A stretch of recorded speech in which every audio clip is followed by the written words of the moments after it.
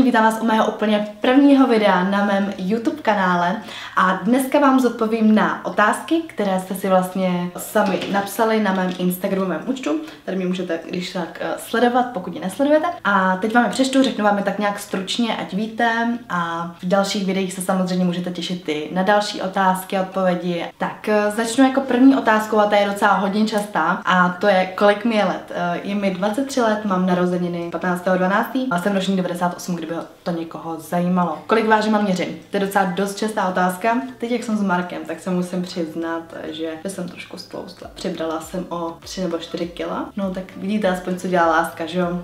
Nešlo mi to do břicha, šlo mi to sem a do zadku, takže jsem docela ráda. Každopádně mám teď 50 kg. Po Lighthouse jsem měla 52, takže teď jsem zase zhubla o 2 kg, ale protože jsem chtěla. Každopádně ještě na Lighthouse jsem měla 47 kg. Jenom tak, aby by the way jste věděli, o kolik jsem vlastně přibrala s Markem. Měřím 158 cm, takže jsem docela malinká. A to číslo je docela nebezpečný, vždycky mi všichni říkají, Varma, že je 158. Další otázka je, jestli mám nějaké tetování. Tak tetování mám asi 5, pokud jsem dobře spočítala. Mám malý tetování, jenom teď vám je klidně můžu ukázat. Mám tady jedno, mám plný cool bačkurky, kdyby to někoho zajímalo. Mám tady vlastně jedno, to je to poslední, nejde to vidět, sorry. To mám vlastně s Markem, je to takový křížek, jenom prostě jsme si řekli jednou na Lighthouse, prostě když jsme tam měli tatéra, že se prostě potetujeme navzájem, tak jsme se potetovali. Kdyby náhodou někdo se ptal, jestli toho lituju, tak toho nelituju. I když prostě mi holky říkali, hlavně se nikdy netetuj prostě s klukem. Ale OK, nikdy bych si prostě nedala na ruku třeba jméno jeho nebo tak něco, protože nevím, je to taky divný, ale tady to takový ten symbol, který mi vůbec nevadí. Další tetování mám na druhé noze, na nártu, a to je vlastně citát v angličtině a je to navždy v mém srdci, navždy v mém mysli, navždy v mém srdci. Něco takovýho. Tam teďko nevidím, ale se nepamatuju, sakra, tetování. Další vlastně tetování mám na břiše, tam mám holubičku, pak mám na zadku srdíčko. Taky malinkatý.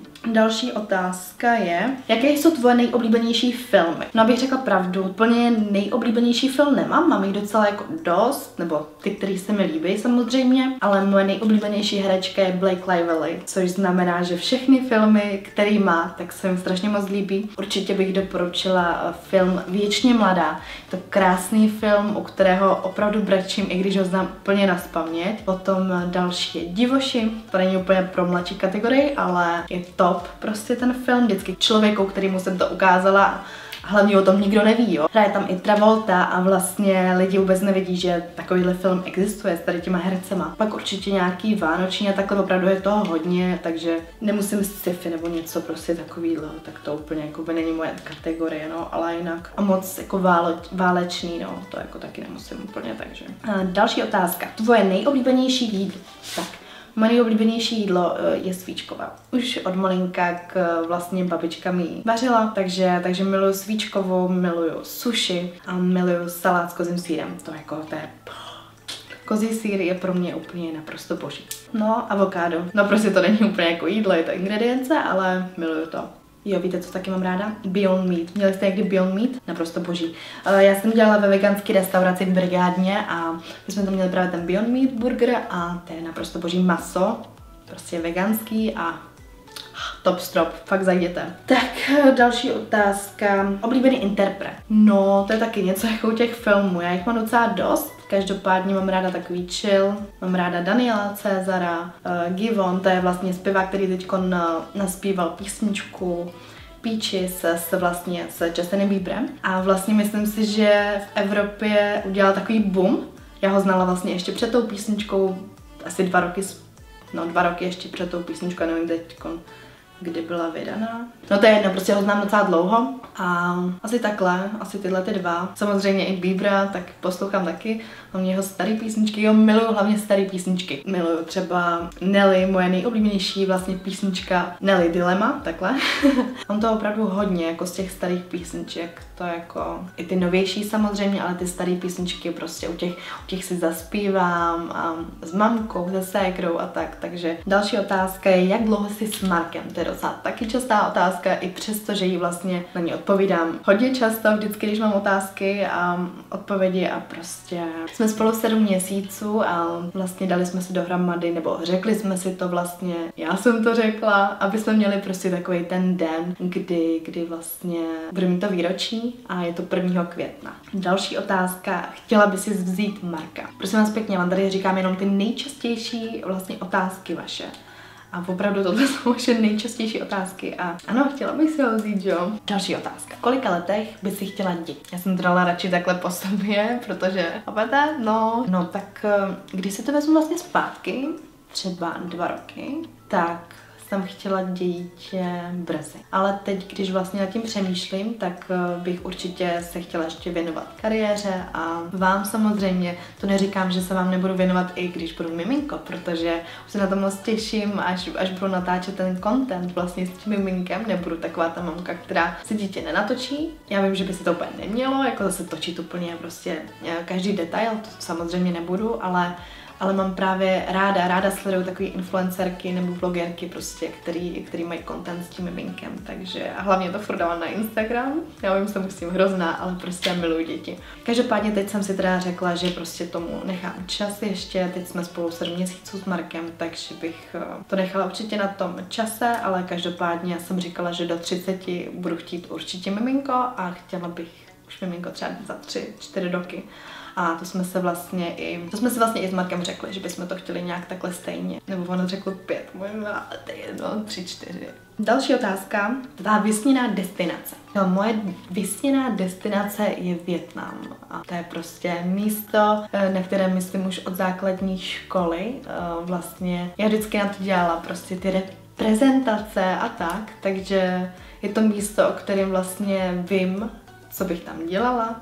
Vím všechny vlastně památky, kam zajít, do jakých, nevím, obchodů vlastně, nebo trhů, na jaké trhy, nevím, co ještě, prostě na jaké památky a všechno prostě o Vietnamu vím.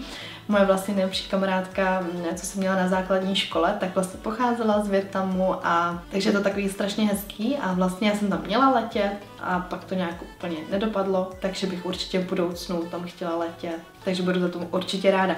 Další destinace určitě nějaký mám taky, tak samozřejmě jako nějaký to Mexiko, Bali, Maledivy a takhle, to je prostě to, co podle mě chtějí úplně každý, nebo co podle mě chce každý druhý, takže... Ale ten Vietnam je prostě pro mě topka, takže tam prostě se dá udělat úplně cokoliv. Nejen to, že ležet u pláže nebo prostě na pláži, i když tam to úplně to, ale prostě ty památky, tak to je moje. Tak. Hlídáš si nějak stravu, nebo se v něčem neomezuješ? Jakoby úplně se nehlídám, no. Po té době, co jsem s Markem, tak prostě chodíme často, prostě do Mekáče. Takže teď se úplně nehlídám, ale samozřejmě bych chtěla. Od nového roku. To jsem si říkala, já jsem vám říkala, to jsem vám ještě neříkala, ale já jsem si říkala, že bych vám vlastně mohla natočit video o tom vlastně, o mých novoročních předsevzetí, jestli by vás to zajímalo, takže to pište určitě do komentu, pokud by vás to zajímalo. A určitě ten jeden bod právě je to, abych si hlídala jakoby stravu, abych si hlídala stravu, protože nejen kvůli vlastně postavě bych to dělala, ale kvůli vlastně vůbec akné a tak. Teď to třeba, nevím, jestli to vypadá, ale a prostě je to z toho prostě z těch fast foodů, jo, z toho tučného jídla. Takže bych si opravdu na tom chtěla teď od dalšího roku záležet a řekla jsem to správně, no fakt jsem to řekla správně. Já jsem úplně mimo, tyva. Já jsem strašně moc ráda, že vlastně už konečně jsem se dostala k tomu, že točím video konečně a tyjo, je to bomba, strašně mě to baví, protože já vám musím říct, že tady to byla poslední otázka. A musím vám říct, že vlastně když jsem byla malinká, tak to bylo hrozně trapný, jo. Ale já prostě jsem byla doma sama a já jsem třeba vařila si, nebo nevím, třeba jsem si dělala čínskou polívku a prostě jsem vždycky dala takový telefon a prostě jsem jako u toho vařila. Já podle mě budu mít v budoucnu, nebo budu chtít mít nějakou svoji show s vařením, protože miluju vaření. Ale teď, abych se dostala k tomu, co jsem vám chtěla říct, tak takhle jsem vždycky dala ten telefon, teď jsem prostě třeba vařila tu čínskou polívku, teď jsem tam prostě dostala ty stáčky, to je umění úplně, víš co, udělat čínskou polívku a u toho vlastně jsem říkala hi everyone a tak. Prostě hrozně trapný, ale prostě jsem si vždycky říkala, že bych chtěla hrozně ráda točit videa a tak a konečně vlastně už můžu, mám i kluka, který vlastně dělá úplně stejnou práci jako já, že jo, takže je to super, že máme hlavně takovýhle společný zájmy a Já jsem hlavně ráda, že už jsem se do toho opravdu dokopala. Takže snad se vám moje první video líbilo a já se budu určitě těšit u dalšího videa s váma a no, takhle bych to asi ukončila každopádně. Určitě můžete tady dát odběr a budu se určitě těšit, dejte nějaký like, nějaký komentář a můžete mi klidně do komentářů napsat, co by vás vůbec bavilo. Já určitě mám vlastně napsaný to, co bych chtěla točit. Určitě bych tam chtěla točit nějaký, vlastně jeden mám už natočený vlog vlastně z Vánoc, takže, nebo z Vánoc, vlastně z budoucích Vánoc a určitě nějaký nápady mám, ale kdybyste měli nějaký nápad, který byste vlastně chtěli ode mě, abych vám natočila, tak mi určitě napište do komentáře a mějte se zatím krásně a čauky.